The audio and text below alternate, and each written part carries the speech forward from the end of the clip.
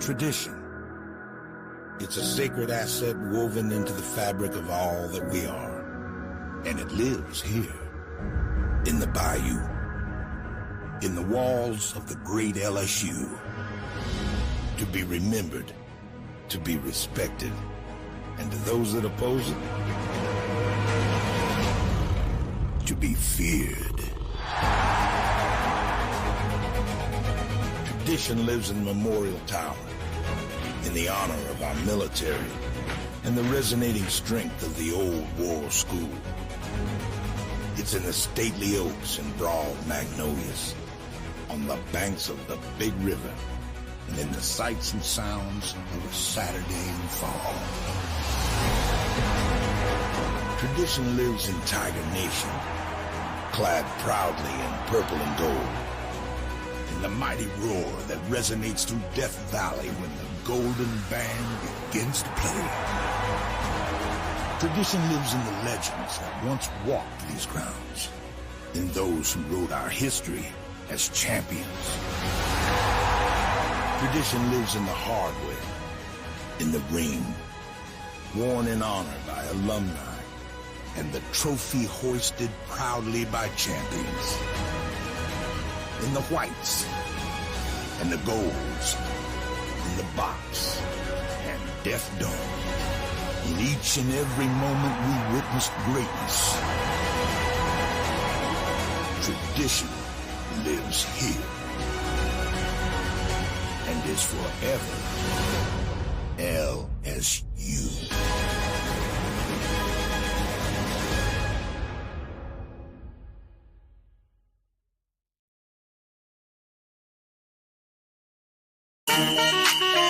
Oh yeah, five-star LSU. I said they ain't ready for the LSU. No, they ain't ready for the LSU, huh? They ain't ready for the LSU. No, they ain't ready for the LSU. We the best in the league if you looking for talent. LSU going hard, but we beat Alabama, then we going out to Florida. Drown the Gators, everybody getting bucked when we step in the stadium. This the LSU anthem, you know it's a hit. You don't know another rapper two-step like this. See me screaming out the window, yelling purple and gold. I'm an LSU fan, girl, you know how we roll now. Back and back it on up, hey. Back and back it on up, hey.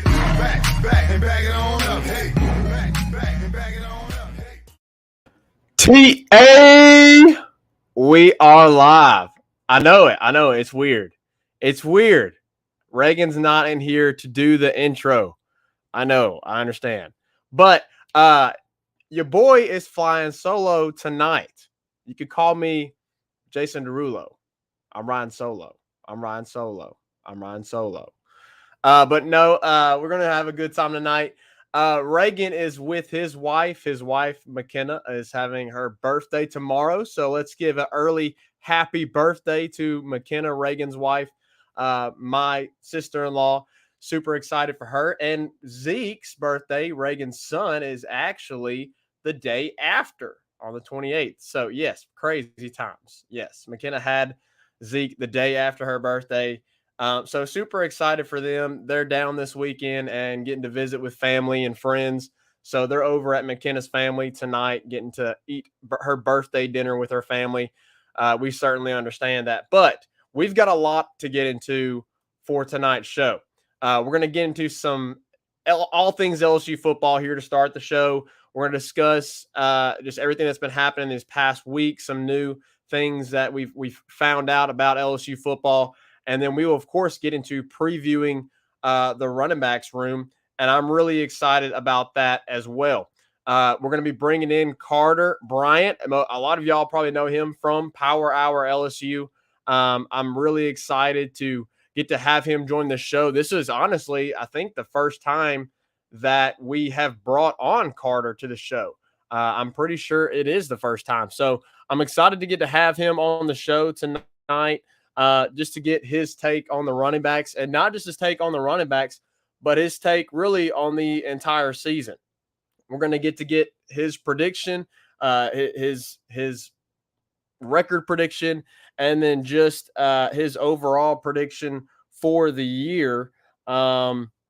for this LSU football team. Obviously, Brian Kelly coming into his first season. We want to get his take on the Tigers and what he thinks how he thinks the season is going to play out. So let's go ahead and let's get into it right now. First of all, I'm really excited because, guys, we are a week away from Tigers.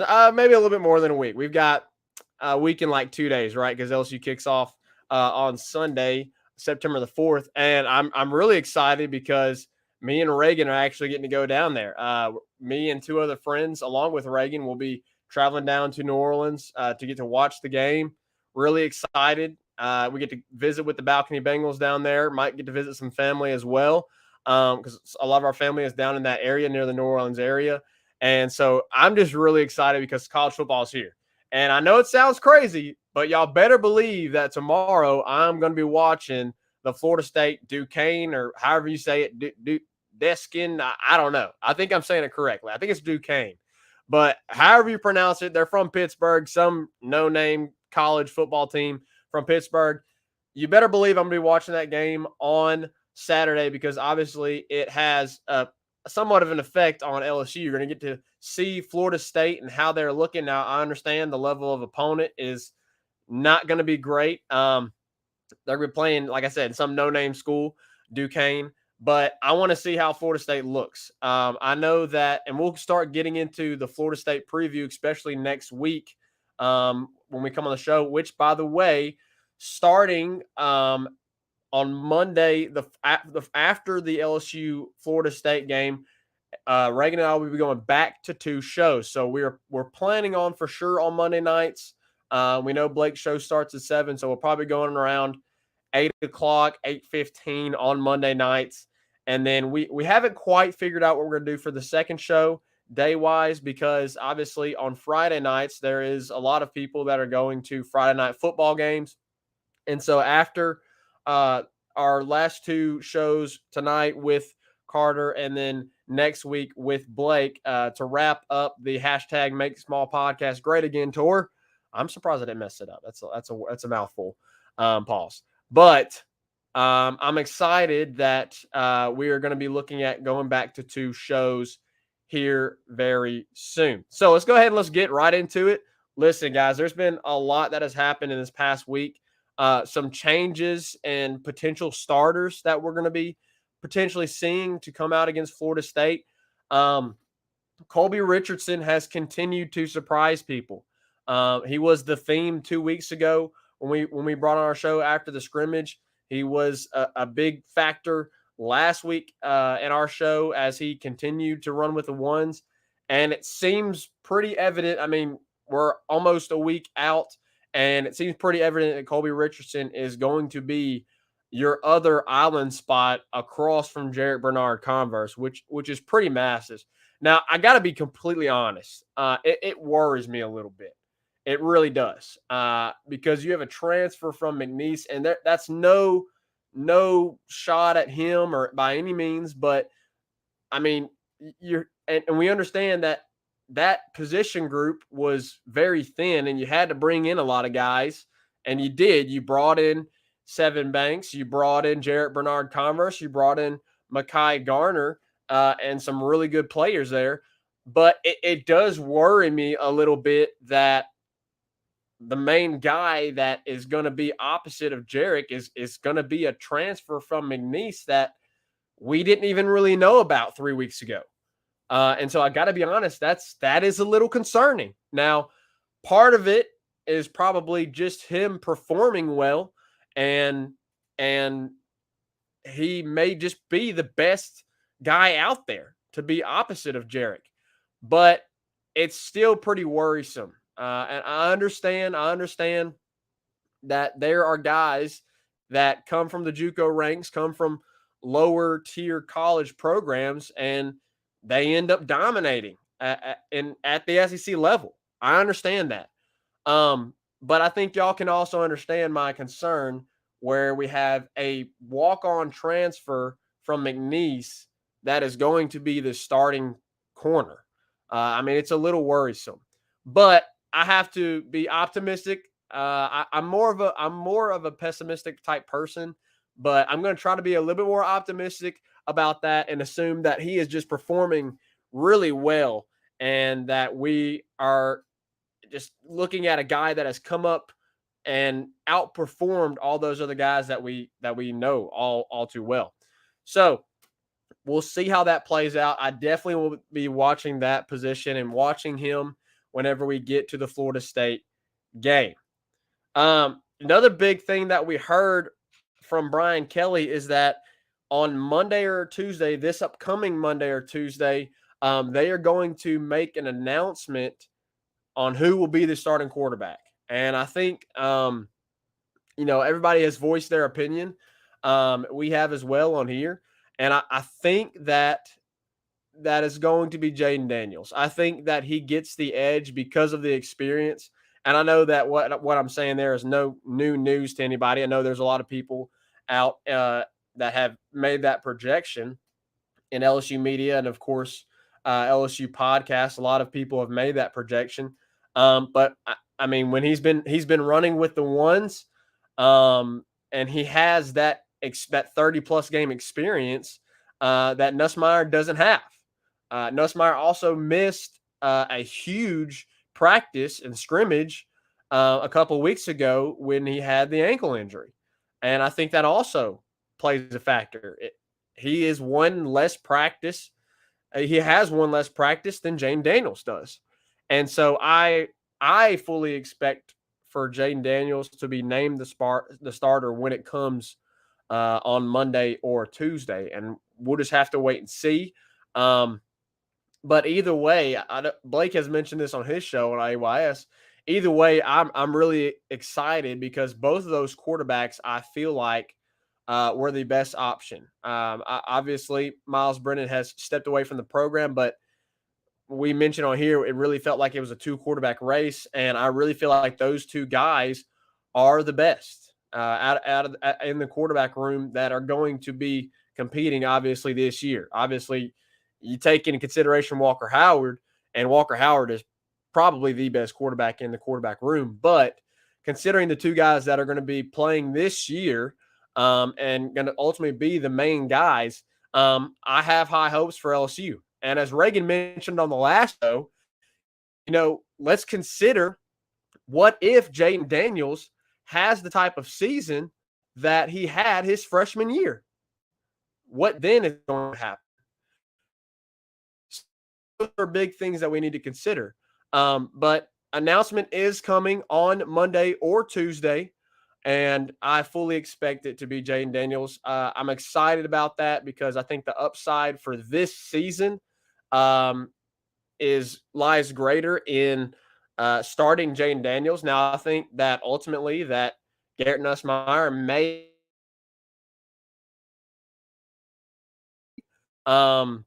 obviously Jaden has better wheels, but we're going to see. So obviously be that Monday or Tuesday. Obviously, a lot of LSU fans are going to be looking for that, and we will as well.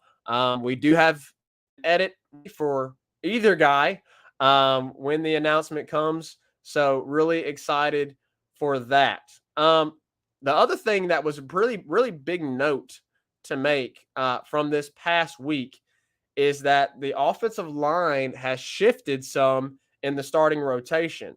And Brian Kelly made it pretty clear. We had, obviously, last night was Brian Kelly's radio show from TJ Ribbs. Got to listen into most of that and was really pleased with what he said. And from what we have heard, it seems like Will Campbell and Garrett Dellinger, they are the most solidified starters, which is really, really also encouraging considering what the big news from last week. The big news from last week was that there was problems at the center position with Garrett Dellinger getting the snap down. And to have Brian Kelly come out and say Garrett Dellinger has pretty much solidified himself as one of the starters alongside Will Campbell, that's encouraging because he made it known that he has gotten the snap down. It seems like that is no longer a problem. And with LSU this year, you want to put out the best 5 guys on this offensive line. Because when you consider the skilled players that they have at running back and at wide receiver, if you find the right guy at quarterback and you have an offensive line that is gelled and can protect him and run block efficiently for whatever running back is back there, whether it's Noah Kane or Amari Goodwin or John Emery, either one. LSU is going to be scary. And so to hear him come out and say that center has pretty much been solidified is encouraging. Now, what did change is that we heard that Miles Frazier moved from right guard to left guard. Anthony Bradford shifted down from right tackle to right guard, and Cam Wire has now been in the rotation at right tackle. So it seems that Tremont Shorts is 6-man up. We'll see how that continues to develop throughout the rest of camp and as we get into the season. But I have to fully expect that this is something that's going to continue throughout the season. I don't think – you're going to have a starting 5 when you come to Florida State. You're going to have your 5 guys that are going to try it out there and take the first snap. But I don't think by any means necessary that this offensive line has been settled. And that is also one of my concerns. I think that this LSU offensive line potentially has a greater upside. I don't want to say potentially. I think they do have a greater upside to this offensive line. I think has a greater upside than last year. And I know that's saying a lot because you had a lot of talent, but mostly you had a lot of experience. You had guys that had been in the program for a long time and had just played a lot of games. And you don't have a lot of that this year, but I think the talent there is more rich than it was compared to last year. And so I think LSU has a greater upside this season, but that talent has to develop and gel together. And so we're seeing the workings as Brian Kelly and Brad Davis are trying to figure out who's the 5 best guys. And as I said, I think that's going to continue to be worked out as we get into the season. I don't think by any means when they tried out the 5 guys there against Florida State on Sunday, I don't think that necessarily means that those are going to be the starting 5 the rest of the way. Because we are still, guys, we're only a week and a couple of days away, and they're still trying to figure that out. And so I have to believe that is going to continue to be a development as we get into the season. So that's something else we need to monitor is offensive line, and that's major, obviously. Now, one of the other things that really impressed me was how fast this team is. Brian Kelly made note of it at the Brian Kelly show last night. They clocked some guys at 20 miles per hour. I believe he mentioned Harold Perkins and Colby Fields. I believe even Mason Taylor was clocked. I saw somewhere that was mentioned that even Mason Taylor was clocked at 20 miles per hour. And that's impressive. Dude, and he said on the show overall that the team was fast, that the team was looking really fast. And that's also encouraging because that means that the strength and conditioning staff has been doing their job at getting these guys prepared and conditioning them to be game week ready. And so that obviously was really encouraging. Now, the other thing that we saw was that Brian Kelly mentioned this. A lot of people have been wondering about the defense, like what are we going to run? Is this going to be a 3-4? Is this going to be a 4-3? And it has become very well known that they are going to have a multiple look. But last night, Brian Kelly made the statement that they were going to run from a base nickel. And that when they had to, when an offense brought on 2 tight ends, that they would then put on a third linebacker. So I love that because it felt like for so long, it was like, all right, Dave Aranda, we're going to run a 3-4. This is what we're going to run. And then, of course, Ed Orgeron, Dave Aranda left the program, went to Baylor, and Ed Orgeron was dead set on running a 4-3. That's what he wanted to run. And so he brings in Bo Pelini.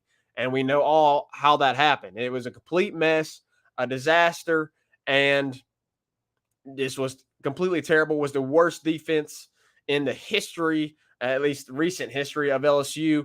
And then, of course, last year you have a brand new play caller and not play caller, but defensive coordinator in Durante Jones, and he was handcuffed a lot at the beginning of the season. But then when he was allowed to kind of run things there at the end, we saw what LSU's defense did, and they looked incredible. But again, that was solely based on running out of a 4-3. And I like this because this is what more NFL teams are doing. They are running multiple looks on the defensive end. And so Matt House has made that very clear. That's what they're going to be. They're going to be multiple, but I did find it interesting that Brian Kelly made note that they were going to run out of a base nickel. So some really important things that we've learned in the last few days for LSU football.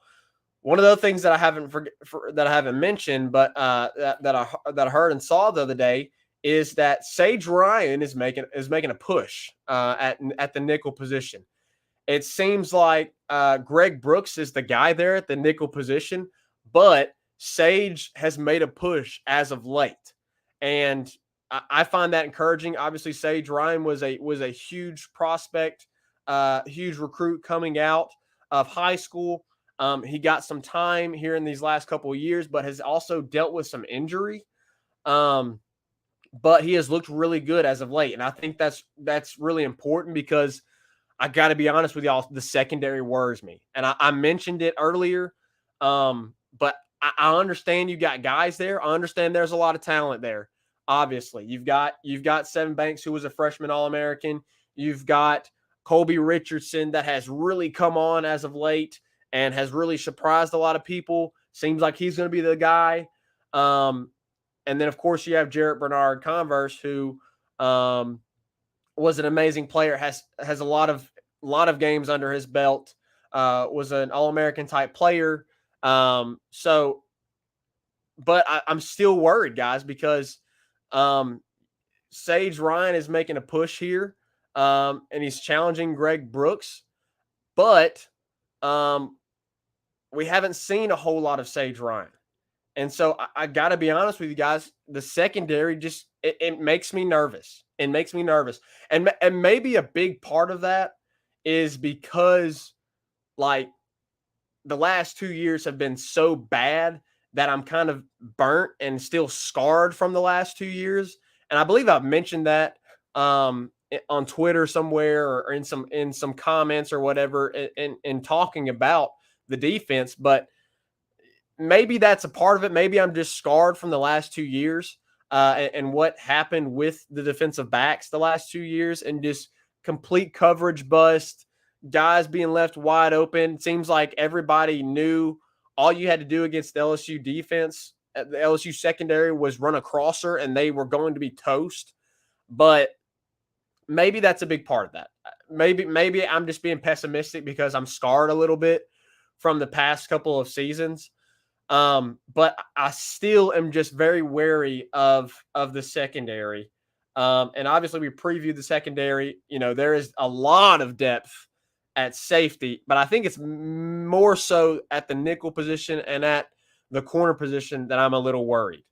Now I have full confidence in the staff that they are going to develop these guys throughout the season and obviously with the rest of camp.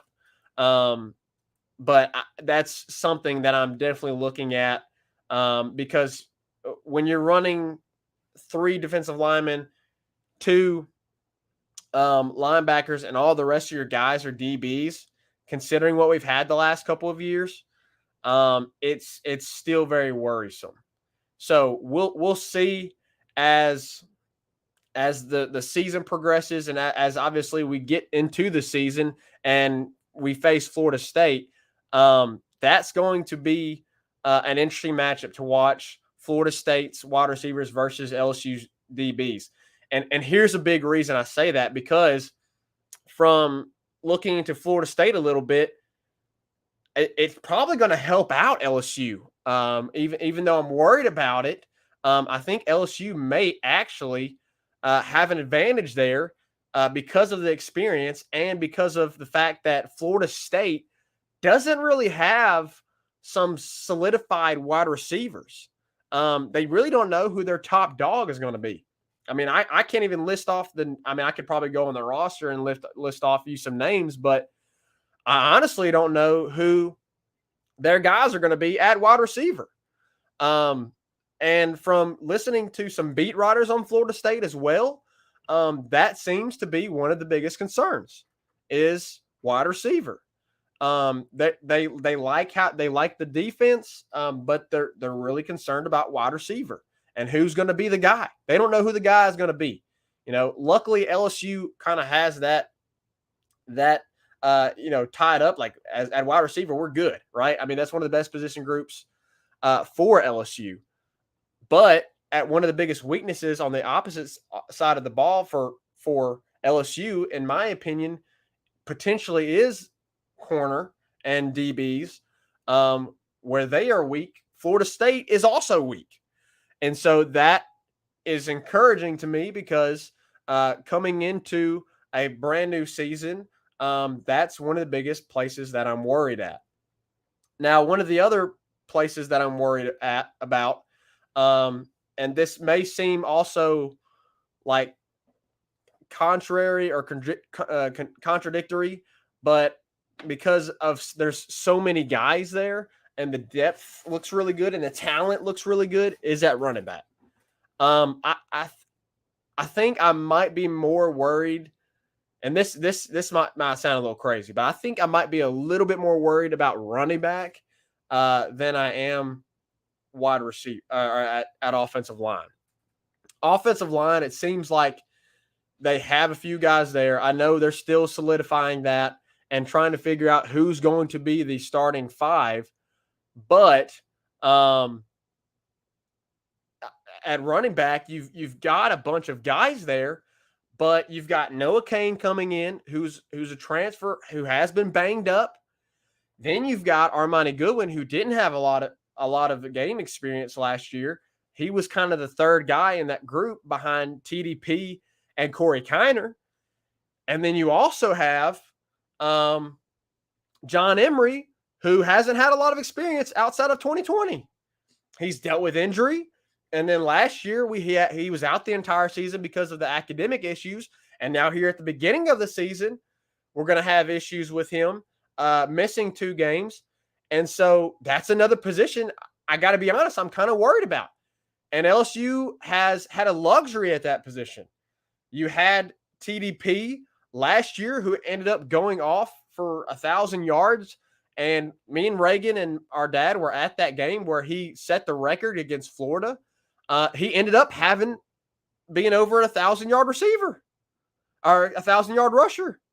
And so that was really, really impressive to me because, I mean, the way LSU started, it started really slow and you didn't know. I mean, I fully did not expect TDP to go off for 1,000 yards for the rest of the season, and yet he did.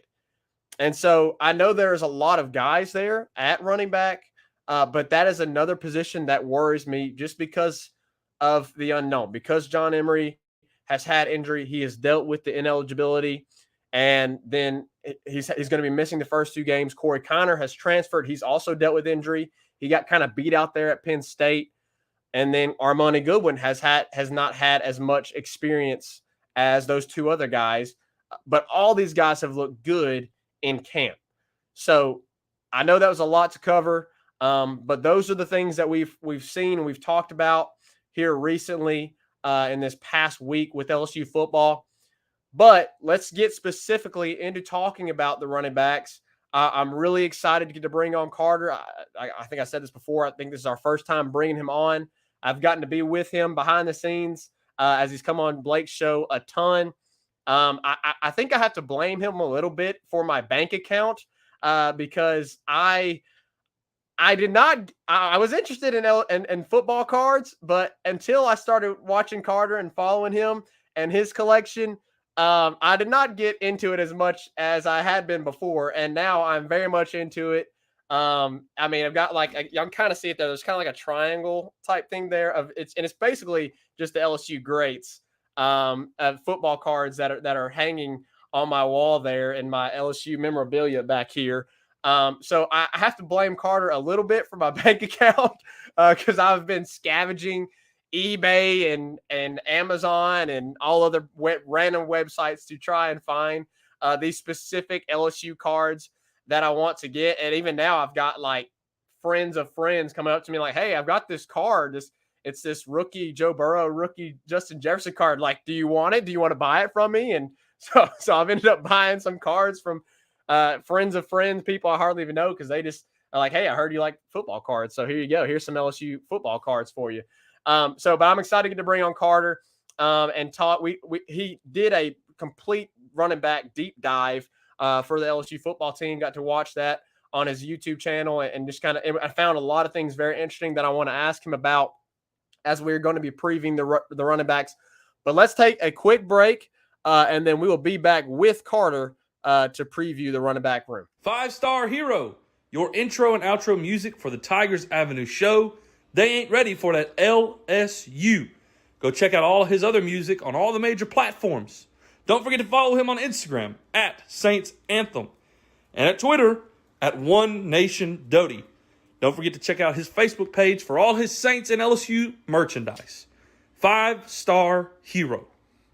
Can't get any better than Sarah Klein Stevens, attorney at law. Her firm focuses on the needs of the elderly and maintaining their dignity throughout the process. Here for you, here for your family. Sarah Klein Stevens, attorney at law. Carter! Good to see you, man. I heard what you were saying about the football cards. I'm sorry I got you this addiction. Well, you want to know what's funny? So, the Saints preseason games happening, and Jameis threw a really good pass to Jarvis Landry, and I got a huge Jameis Winston card. It's like one of his best ones, and I'm getting married next year, and I'm trying to move this card because now I'm buying all these other cards, and I got more important stuff I got to pay for. So yeah, it's a never-ending addiction, this football card stuff. But yeah, Zach, good to see you. Thanks, first off, for making me look good on Blake's show, and I love your energy, you and Pooh Bear and all those guys, and it's good hanging out with you, man. Talking running backs. For sure, man. Well, we definitely want to talk about the running backs. We've been going through,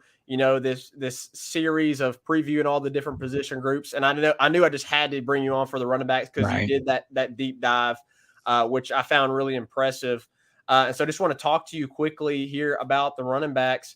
One of the things that I've mentioned here a lot on the show is, it's here recently in the past few years, we've seen LSU kind of solidify themselves with one main guy. Last year it was TDP. Of course, the year before it was Clyde Edwards-Helaire. And you bring Frank Wilson back, and we know from his years being here at LSU that he has been a running back by committee type coach. And I think we're going to see more of that. And I think that actually plays well for LSU this year because it doesn't seem like they really have that one main guy. I mean, I know there's been a lot of questions about John Emery and is it going to be Noah Cain? And then here's come Armani Goodwin, looked really good in the spring game and here recently in camp. So I think it actually bodes pretty well for LSU that it seems like they're going to be this running back by committee football team. So what do you have to say to that, Carter? I mean, does that seem like it's going to be the case? It seems so. Yeah, so what I'm about to say isn't going to come off really well for a lot of LSU fans, but I'm just going to say what Brian Kelly said in a press conference, that there's not a Leonard Fournette in that room. And obviously there's not. Fournette's probably the best running back of the modern era. But the point he was making was there's really not a special running back in that room. Now, that is not a put down at all. And I think a lot of people would perceive it as that. But the truth Zach, and I started, diving deeper into this, and, we did a full week of running back content on Power Hour LSU. And what I found to be very interesting is not many running backs really move the needle. Not many running backs really do matter. It is more about the byproduct of the play call and the play design and how well does the offensive line block for you. Those are more important factors in who is running the ball, except for when you have a Leonard Fournette back there or a Jeremy Hill or a Clyde Edwards-Helaire, guys that are truly transcendent with the football in their hands, which means it is more important for your running back to be reliable or good or someone that you could trust. So I know right now this is looking like a team that's going to have Noah Cain, who honestly isn't the most explosive runner just based on what we've seen during his time at Penn State. You have Josh Williams, who's a former walk-on, and you have Armani Goodwin. The one thing you could really say about, the two former running backs that we mentioned there, Williams and Cain, is that they're very reliable, right? Yeah. They're going to run the right play, especially Josh Williams, who has been very injury-proof during his time at LSU. So, what we need to do as far as running backs are concerned is really rethink the position. So you're a little bit younger, Zach, right? So what's funny is if you are in your later 30s and your 40s or in your 50s and you're watching this right now, you grew up looking at running backs the same that you probably looked at most quarterbacks, right? Especially if you're an SEC fan, right? The biggest stars were Herschel and Bo, Emmitt Smith mixed in there. And then I know it's not SEC, but you had Barry Sanders and all that. College football is more of a running back sport, right? Now that the sport is more obviously pass heavy, the impotence, did I use that word correctly? I'm not sure. The importance of how special your running back is probably isn't as important as you once thought it to be. Now, that doesn't mean that that special running back play doesn't help you. It does. It's just that you can win without it a lot more than you think. So, yes, it's a little alarming that Brian Kelly says, hey, none of these guys are special, but it is assuring that he said that all of them complement each other really well. So that's very important. Well, I mean, to that point, I think it's really good that you have an outstanding wide receiver room. Now, obviously, you got to figure out quarterback, but when you have the depth and the talent at wide receiver that you do, especially for this LSU team, you don't have to, I think, worry so much about the running backs when you have that core, especially the core group, man, is just phenomenal. Now I know we're talking running back, so we can't chase the rabbit here on wide receivers. No, talk about whatever you want, man. Well, I mean, when you have Jag Besh and you have Keyshawn Butte and you have Malik Neighbors, and I mean the list goes on, Brian Thomas, and the list goes on and on. But when you have those guys, it kind of helps LSU lack it. Because I got to be honest, Carter, I mentioned this earlier. Like running back is a concern for me. It is a concern for me. Now. And I know some people are like, well, we've got Noah Cain, we've got our money. The talent is there, but you're looking at three guys that don't have a whole lot of experience. I mean, Noah Cain has the experience at Penn State. He had a pretty good freshman year, but as you mentioned on your breakdown, he eventually got beat out.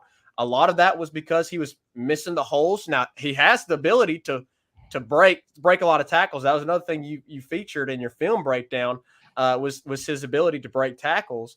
And of course, John Emery's the home run guy. We've seen that as well, but he's been banged up. He's had the academic issues. And then you have Armani, who had, again, a pretty good offseason, but not a lot of experience there. And so that is one of my concerns. And that makes sense why they're going to be a running back by committee. But I want to ask this question, Carter. There's so much of a diversity there. I mean, as I mentioned, Noah Cain seems more of like that bruiser, whereas as John Emery is going to be that that home run hitter type guy. Do you see, or Armani, do you see one of those three guys kind of eventually taking more of the carries this season, or do you think it's going to be kind of a all the way through, like we're just going to disperse the reps, disperse the carries, or do you see a guy eventually emerging and them kind of riding him a little bit? Yeah, so the first thing here is, John Emery's probably going to play, right? It would be preposterous if they suspended him for an entire season unless there is really something just crazy. But I'm not. There's nobody knows. I say John Emery's going to play. There's no telling at this point. And honestly, I've said this a few times. I think John Emery's closer to Nicholas Brissett than he is Leonard Fournette in terms of ability, right? I have to agree. Yeah, and it's not, once again, it's not a knock on John. It's just I don't think he's transcendent with the football in his hands. I think he's really, really good, and he can give you a Nicholas Brissett type of season where Nicholas Brissett gained 1,000 yards his final year, but it was more based on volume than it was based on ability. He was the only rusher that year that didn't average at least 5 yards per carry. He averaged 4.3. So it was because they gave him the football a lot, but he was reliable. He didn't fumble, and you knew that, if he needed a yard, he would go get it for you. That's how you would, in best case scenario, view Noah Cain. You look last year, he had 2 runs of 10 yards or more. Both were on perfectly blocked plays. So he's not a home run hitter. Armani Goodwin's very interesting. I went and looked at every rush Armani Goodwin had last year, and what happened to him, and it is some of the worst luck I've ever seen.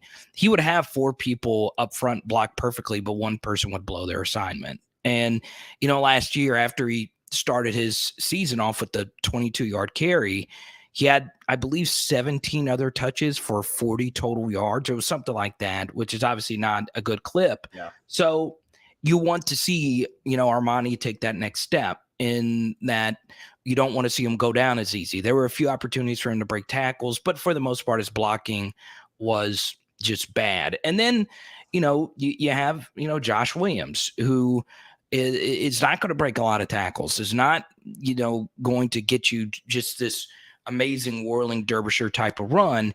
But I like him a lot. I really do, because I know the right play is going to be run more often than not. And he's played a lot, and he stays healthy.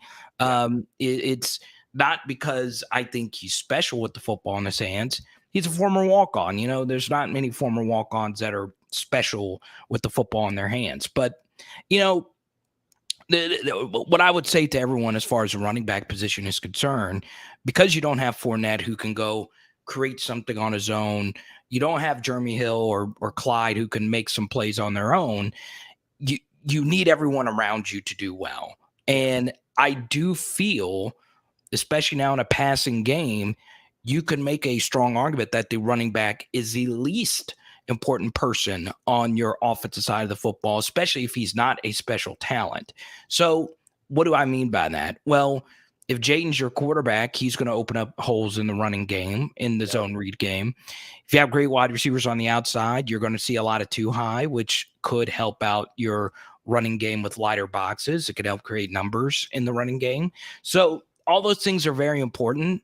And keep in mind that you have coaches who, if you go look at Notre Dame's backs over the years, they had a lot of good backs, some that lasted in the NFL, some that didn't, but they never really had somebody like truly transcendent. Yeah. And they had really good backs, right? Precise and so on and so on. But still, it was because BK had and developed the Zach Martins and the Mike McGlincheys and the Quentin Nelsons, and they had a good play action game going. So all those things are going to have to be big. So I want to say hi to Rick. I want to say hi to Tyler. Those are two of my biggest supporters right there. And of course, my guy, Ryan BK Takeover. Gotta love it, man. Those are two of my guys, big time supporter of me. And I'm glad they're hanging out with both of us here. But let me ask you this, Zach. We're chatting about the offense overall. How are you feeling about the offense in general right now? Well, it's going to sound like a cliche, but I mean, again, who's going to be the quarterback? I think I would really honestly prefer that they find their guy and they stick to it. Interesting. I realize that they've mentioned, that, and BK has mentioned, hey, we are going to, both guys are going to play. And I certainly understand that. I think off season, it's really good to have a guy, to have another guy or two guys really pressing each other, because competition breeds championship. And I understand there's a lot of people that say, hey, we want to have a guy, solidified before the season begins. And I agree with that. But I think, a week out, and apparently we're going to be hearing an announcement Monday or Tuesday. I think that's fine. Because I want there to be that competition where both quarterbacks are just going at it head to head. But I do believe that at a certain point, either right before the season begins or, early on in the season, you got to be like, this is our guy. This is our guy. And this is who we're going to ride with. And I do hope that is Jaden because of the wheels he has. Now this is an argument, Carter, maybe we can talk about this, but I think Garrett may potentially end up having the higher ceiling than Jaden does. But I think right now for this season and for this team, I think that Jaden needs to be the guy. So I don't know how you feel on that, but maybe a 2 quarterback system will work. Maybe BK can pull it off, but I don't want to see it. I have too much PTSD from the past few times that LSU's done it, so I don't know. Well, look, the 2 quarterback system has worked some at LSU. Obviously, the Jared Lee, Jordan Jefferson thing. It wasn't the most efficient offense, but we had Tyrann Matthew, so it didn't matter. Exactly. You had a defense that was just stud. Yeah. So Pearlou, Matt Flynn worked, but are these quarterbacks as good as those guys? We'll see. But yeah, I'll say this. One final running back take, and it's fine. I'll get roasted for this. It's fine. But I have been higher on Most for a while now, even when he was committed to Texas A&M. I think Harold Perkins would be the best running back on this team if he played running back. Wow, interesting. And I don't think that's much of a hot take. I mean, he's Blake and I have discussed this plenty of times, and I've discussed this, in my private Discord and on my channel. He's one of the best high school prospects I've ever evaluated. He's definitely the best one we've had in a long time. And yeah, I'd have him over a lot of guys that came to LSU. Now, I didn't really start looking at evaluations the way that I had these last couple of years. So it really started for me like in 2019 when I started looking at a bunch of, high school tapes and trying to pick out and just see which players actually do turn out to be the best. And Harold's one of the best. He just pops off the tape for me. I just think he's truly special, but he's playing linebacker. And I'm not saying that they should put him at running back. That's not what I'm saying at all. I'm just saying he's that special. I think we are witnessing something pretty incredible. Now, how exactly will he fit in on either side of the ball? I've said this from the get-go. I think he's truly transcendent. I'm not smart enough to figure out what the best position is. A lot of that's going to come down to what he wants to do, and obviously he wants to be an off-ball linebacker. Yeah. But I do think he is truly great, and I do think as a true freshman, he'll find a way to win us a game that we weren't supposed to win. So I just think he's that good. I really do. Well, hey, look, I mean, if you think about it, I mean, you lost Trey Bradford. Yeah. John Emery is up in the air a little bit. Now you got like Nick Demas and guys like that also. But I mean, look, if you twist a couple ankles, you never know. You may see Harold Perkins get moved over there. I think he's good. They have the depth there a little bit more. They have more depth at linebacker, I think, than at running back, just a little bit more. But I mean, you never know, man. So I mean, you think about like Patrick Queen in the Bama game in 2019 when he caught that interception. It was like, he switched it. He switched gears from linebacker run. I'm going back to my running back days. So who knows, man? Yeah. The thing about that though, and I've gotten a lot of comments about should Harold play running back, and I've talked to a few former players about this as well, and reached out to a few RB coaches that I know in the industry, and I sent them Harold's high school tape, and they're like, oh, he's that guy. He's going to be a great running back. At LSU, I was like, no, he's playing linebacker. And they're like, what? Really? Wow. What? Are you kidding me? I'd give the football to him every time. I'll say this, right? The issue, if that were to be the case, is pass protection. So in high school, they ran like a triple option kind of offense, right? And what we tend to forget is how important pass protection actually is. So if you think about this analytically, right?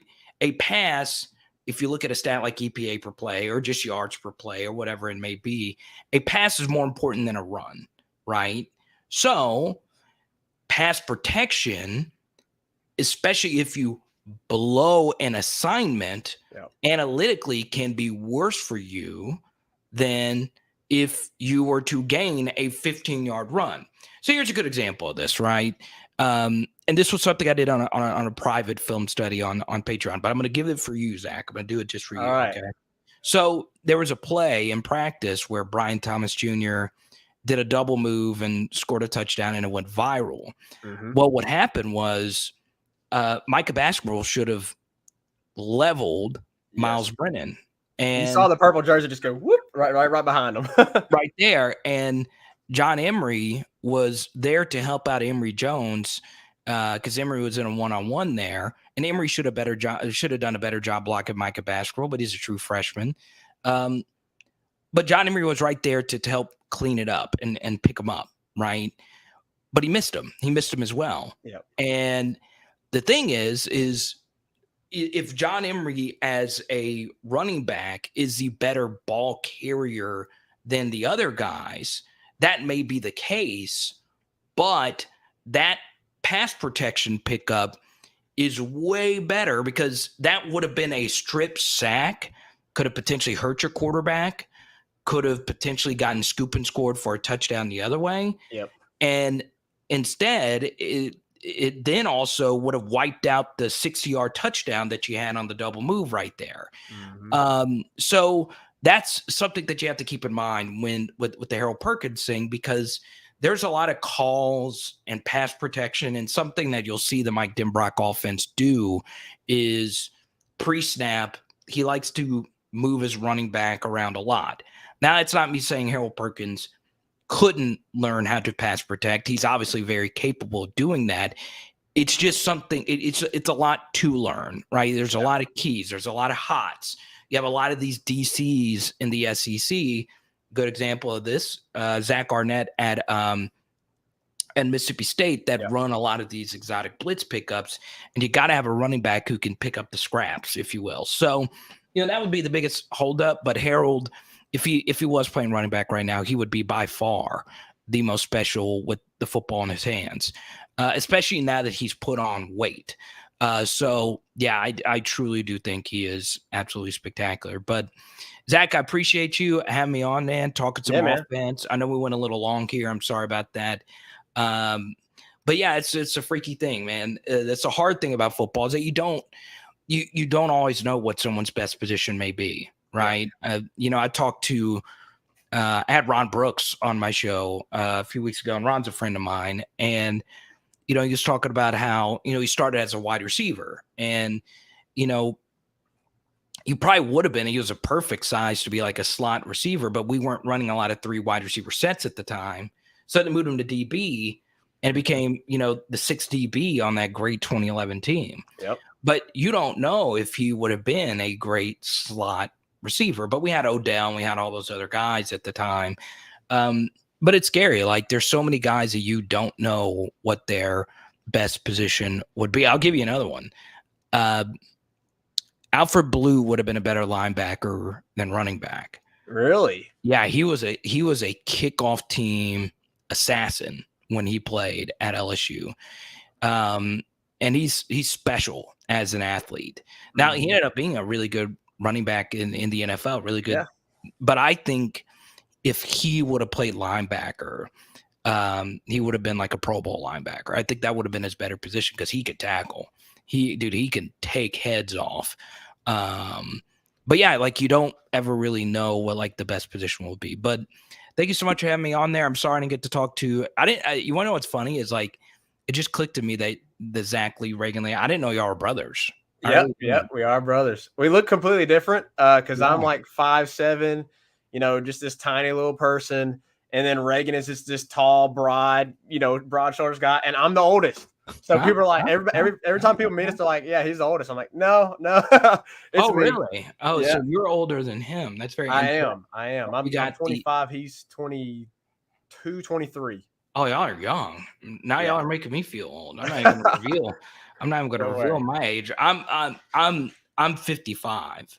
Oh, that's not old, man. That's not Huh? 80 is old, but 50, nah, that's not bad. Well, hey, Carter, let me real quickly to end this and let you go. Wanted to get, year one, Brian Kelly, give us a prediction, but also kind of give us an outlook into what you think this season looks like under Brian Kelly. How does it look if something goes terribly wrong and they end up 6-6? How does it look if they go, I don't know, 10-2, something like that? Yeah. What needs to be the outlook for these LSU fans as we head into the season? Yeah. So what's very interesting, I went on a show recently on YouTube and I was kind of mad at them. So what they do is y'all are youth. Are one of y'all the youth pastor or something like that? Y'all are big. Y'all are very religious, right? Am I wrong about that? Was a Oh, so you were a youth pastor. Okay. There you go. I think my thing froze up. Are you there? Let me see. Oh, did we lose him? I don't know if I lost him. Did we lose him? Oh, there we go. My bad. There we go. I think I cut out there. But you were a youth pastor, right? Yes, I will. And Reagan is currently a pastor. Okay, so he's a pastor, right? So hopefully what I'm about to say is not going to get me in trouble with you. But I'm going to say it, right? No, I went on a show and there was two great guys, Tim and I forgot the other co-hosts, and they're Gator YouTubers, okay? And I hate Florida, I do, but I love what they do. So what they, I get this question a lot, and when I go on a show or whatever, what do you think your prediction is, or what do you think the season's going to look like? So what they do is they go through and that's just so stupid. They go through and they predict each game. Okay. But then what they do is they drink a ton of alcohol and they get hammered. And then they go through each and every game and do the predictions again. And so to see if they add wins or take wins away. Yeah. But they didn't ask me to do that. I have to do this. I'm very curious about this. I have got to go through and legitimately, and I've already done it. Like I got like the full SEC like slate, and I reveal my final predictions. I just launched like an SEC channel. So people watching this, Power Hour SEC, make sure you check it out, subscribe. Sure. But what's really funny, Zach, is I need to do this. Okay. I want to see if when I predict LSU games, if I do it sober, like I do all my analytical breakdowns, I look at all the film, I look at all the things.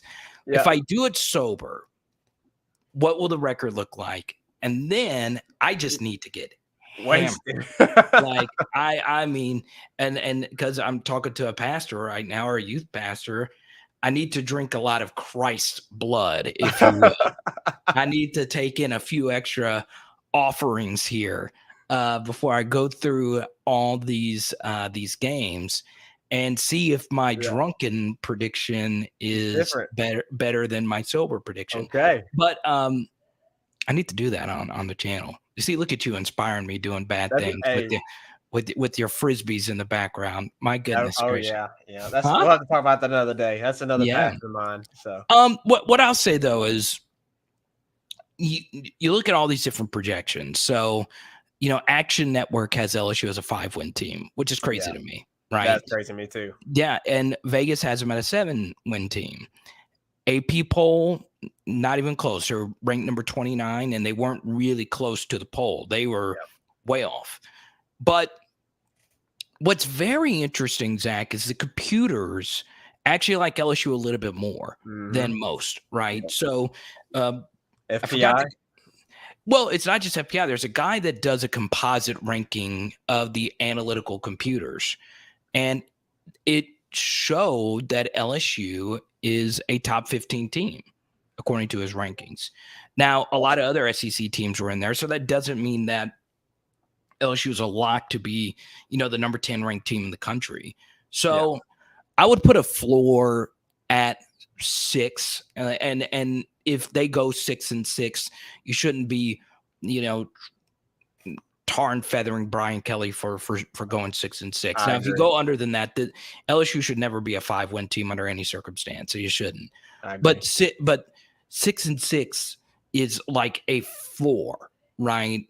And I think a ceiling for this team, we didn't talk defense or whatever, but I think a ceiling for this team, I think if everything went according to plan, and the ball bounced every which way for LSU, I think they could be an 11-1 team. I do, if everything. So that's like baseline floor, and then 11-1 is the ceiling. But you're probably looking at a roster that's an 8-4 roster right now. Yeah. If you factor in how good the other quarterbacks are in the SEC this year, you factor in how good the coaches are in the SEC. Yeah. Got to keep in mind Brian Kelly's in a more difficult SEC than when Ed Orgeron took over, and even when Les Miles took over. So you got to keep those factors in mind. And also, if I could plug one thing as well, I see you got all like the Spotify podcast thing. I did just launch the Power Hour LSU podcast, which is a little bit different than like the live streams.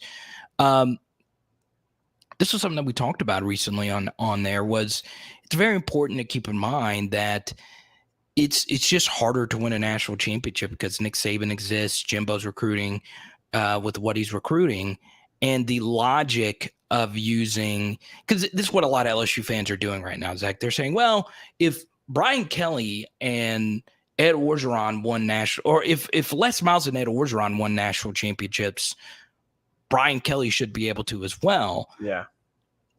While that it sounds rational and there is some truth to it. And if you get $100 million guaranteed dollars, you should get a national championship at LSU. But the opposite's also true as well. That shows you that national championships sometimes don't come down to how good your coach is, right? Mm-hmm. So you need the stars aligned to actually go out there and win a national championship. So be patient with this build, and we'll see what happens. But Zach, I appreciate you. Thank you so much. Yeah, man. Thanks for hanging out, and we'll go get some Lord's blood sometime. All right, buddy. We'll talk soon. Good. Okay. Thanks, Cheers. man. Appreciate you having on. All right, guys. Well, hey, that was awesome. Really enjoyed that with Carter. I mean, dude, he's just awesome guy to have on. And apparently he's going to give you 2 predictions, one sober, one maybe not so sober. So anyways, but hey guys, a couple more things that I just wanted to mention before we head out of here. And Carter mentioned it, pass blocking. That is going to also play a key role for these LSU running backs. And I think that's why you have to appreciate a guy like Josh Williams, who has been in the program for a long time. And yeah, he was a walk-on. Yeah, he's not the most talented guy in that room. But as Carter has mentioned, he is reliable and he can pass block. He is probably the best pass blocker in that group. And a lot of that comes with experience. A lot of that comes with just disciplining himself, realizing who he is as a running back and his role. And he has found his niche there with LSU. And he honestly has gotten a lot of reps with some of the reps with the ones. And so, I mean, that's another reason why I find it a little bit concerning. But when you're looking at the positives, that's a positive because Josh Williams is going to provide you with some really good blocking. And I think, he's a guy that when you get in third down and long, obvious passing situations, they're going to trot him out there.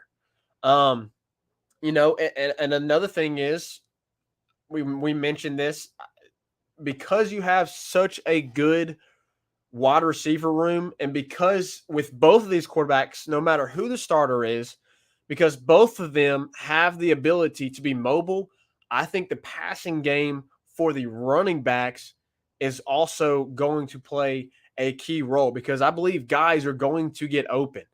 You lost Trey Bradford, who, in my opinion, was the best backer catching out of the back, catching a pass out of the backfield. I think he was the best. You don't have him in the program anymore. So who is going to be that guy that steps up and can catch the ball out of the backfield? I think Noah Cain ends up being that guy. You saw sparks of it from his freshman season at Penn State, but ultimately, we'll see. We'll see. Let's get to a few comments, and then we will take a break and call it a day. All right. Rick asked Carter, sorry we didn't get to this, Rick, but is it true that Noah Cain was not playing at 100% last year with Penn State? He seems healthy now. That is true. He was not playing at 100%. He was banged up some last year. But it seems like the strength and conditioning staff has done a really – I don't know if y'all have seen Noah Cain in some of the practice videos, but the dude looks like a beast. He looks just straight muscle, like no body fat, all muscle. I saw him they did a handoff and he ran and they were videoing it from behind and you just saw his biceps from behind. And I know I'm bragging on the dude right here, pause, but the dude looked impressive. He looked good. So I got to believe he's at 100% now. Reagan joining the show. Reagan, hope y'all are enjoying the time with your wife and her family, getting to celebrate her birthday. You're going to have to scroll back to the beginning and where I wished her and Zeke a happy birthday. Glad to see you joining on. BK, thanks, Carter and Zach. Appreciate you, Ryan, for coming in and joining us. He also said running back has to pick up the blitz. Agree. Josh is underrated in my opinion. I agree as well. Like I said, LSU fans need to learn to appreciate Josh Williams. You go back to the Florida game, and when TDP was taken out, Josh Williams had some really good runs. I remember that specifically because we were there, but he had some really good runs. He caught the ball out of the backfield and played a really good game. So, but really appreciate all of y'all joining in. We're going to take one last break, and then we will wrap up the show. Make sure you go follow us on Twitter, TikTok, Instagram, and Facebook, all at Tigers Avenue, for daily updates on the show and all things LSU sports. If you're watching on YouTube, make sure to click off and hit that subscribe button at Tigers Avenue. We broadcast all of our shows live on YouTube, Facebook, and Twitter. All right, guys, we appreciate y'all joining in. Hey, listen, do us a favor. Football season's about to be here. Hey, we would really appreciate it. Y'all give us a shout out. Mention us on your social media pages. We're really excited about the football season. And we're going to have a lot of great content coming out. Listen, this week, big announcement. This week, we have something big coming from Tigers Avenue. I am really excited about it. Got to say, I worked a long time on it, worked really hard on it. And so I'm really hoping that everyone enjoys it.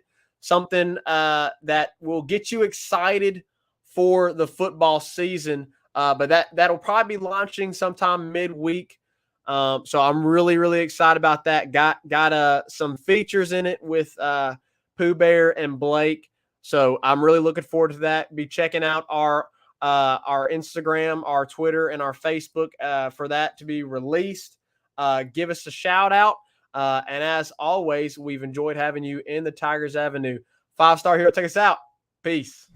Who that 5-star? Who that 5-star? And the LSU Tigers, LSU Tigers.